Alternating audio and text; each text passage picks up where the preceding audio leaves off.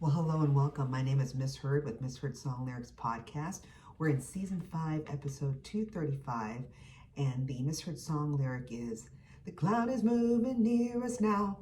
And then the correct lyrics is, "The cloud is moving nearer still." Did you guess what it was? It's Flock of Seagulls. Oh my God. It's an iconic video, memorable haircut.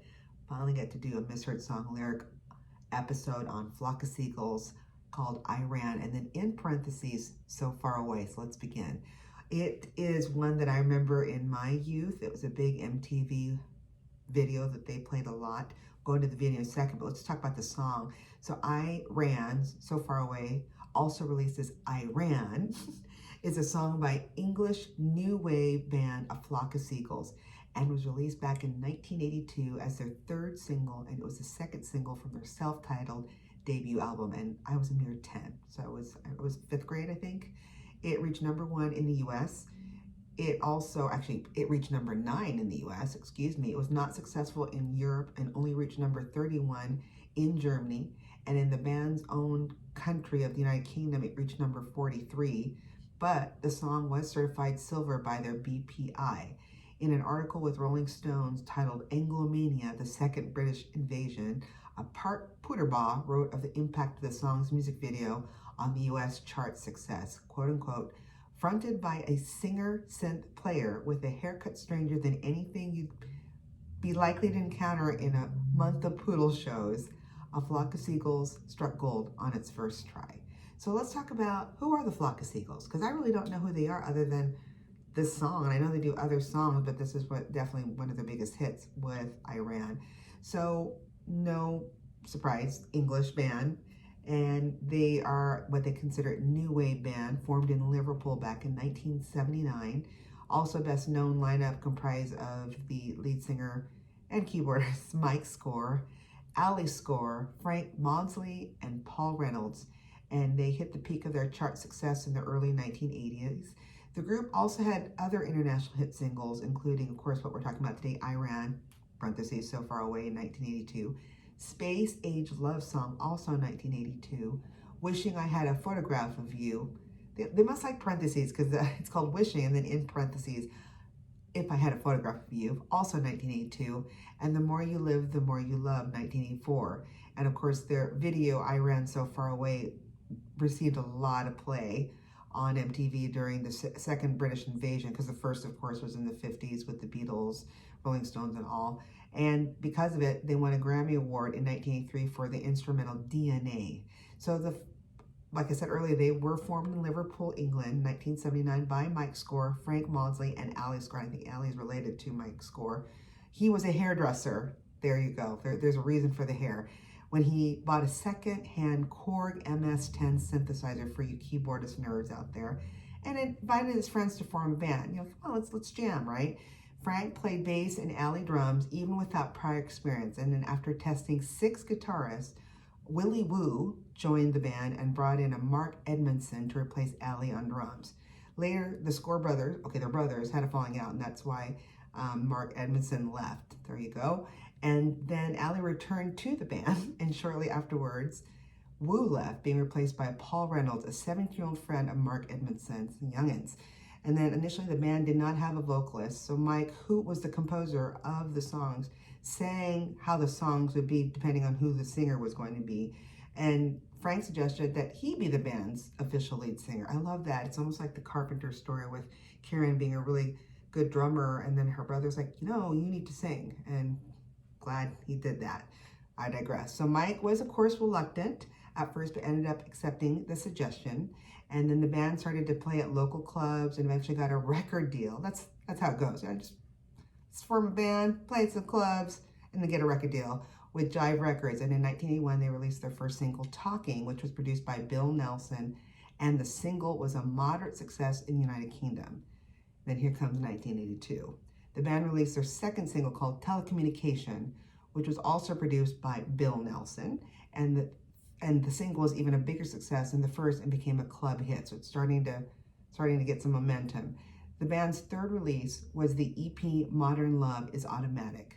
It was released in the US, included the single Telecommunication as well as Iran, parentheses, So Far Away, which became the band's, of course, biggest hit and what we're talking about today, due to a lot of heavy rotation on what they then called a new cable channel called MTV.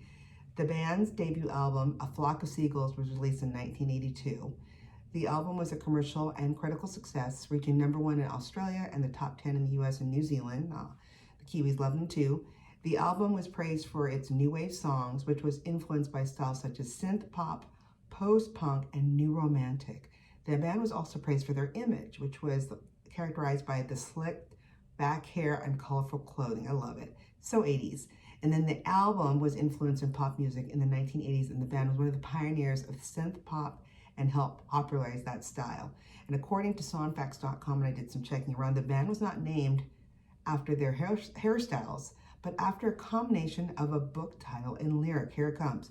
Mike Score was a big fan of the book Jonathan Livingston, Seagull by Richard Bach, and of The Strangers, whose song Toiler on the Sea has refrain, A Flock of Seagulls. So that's how they got their name. And then that was news to me because I, for some reason, thought there was another story regarding that. It wasn't due to their hairstyles, even though it does look kind of like seagull-like.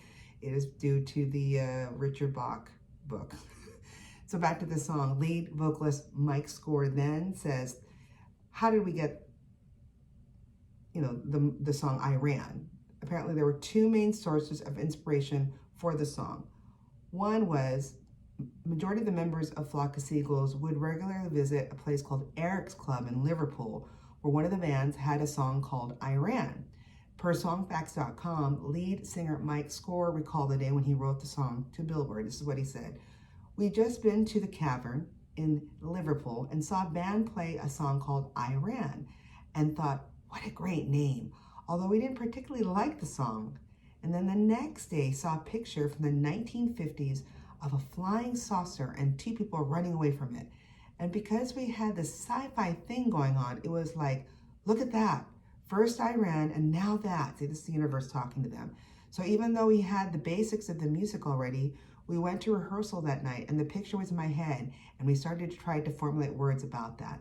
When I'm playing live, the picture comes back to my mind, and of course movies like Close Encounters of the Third Kind, the flying saucer coming out of the clouds, that contributed to lyrics and all that comes to your mind, and it makes you smile. I'm telling you, the universe is sending us messages throughout our day, and if you take the time to listen and look, there's a reason for it. And this time they listened and became I Ran so far away. Another idea came from a poster they said at a Zoo Records office. The band had gone there with the intent of securing a record contract, and they went to use the poster, which featured a man and a woman running away from a flying saucer, as the cover for their first album, A Flock of Seagulls, in 1982.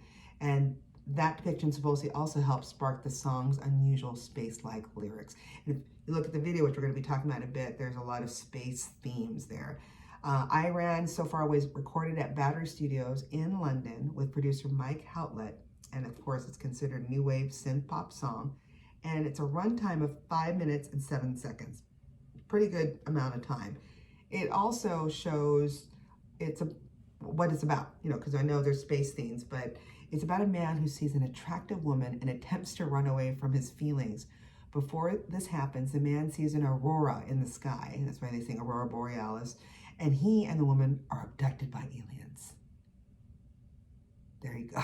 Well, let's go right into the famous music video. It has been viewed about 166 million views as of April 11th, 2013, when it was uploaded originally.